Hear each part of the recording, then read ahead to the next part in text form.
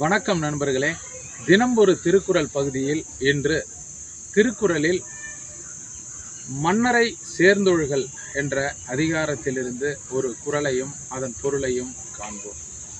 பழையம் என கருதி பண்பல்ல செய்யும் கெழுதகமை கேடு தரும் என்பது இன்றைய குறளாகும்.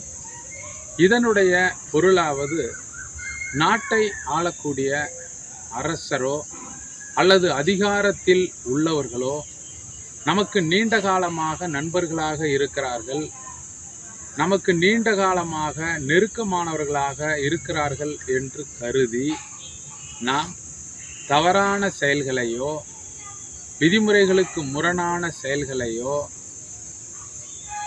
நாம் செய்யவே கூடாது. அவ்வாறு செய்தால் அவர்களுடனான நட்பு முறிந்து நமக்கு அது அழிவையும் துன்பத்தையும் தரும் என்பது இதனுடைய பொருளாகும்.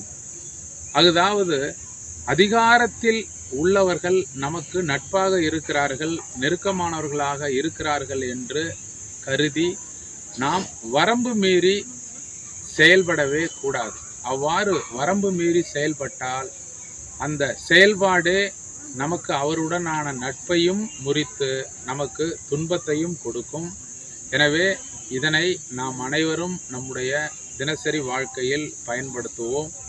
நாம் பணிபுரியக்கூடிய இடத்திலோ அல்லது நமக்கு நெருக்கமானவர்கள் உயர்ந்த இடத்தில் இருக்கிறார்கள் என்றோ விதிமுறைகளை மீறி நாம் செயல்படக்கூடாது. நம்முடைய கடமையிலிருந்து நடுநிலைமை தவறாமல் செயல்பட வேண்டுமாய் அன்புடன் கேட்டுக்கொள்கிறேன். நன்றி, வணக்கம்.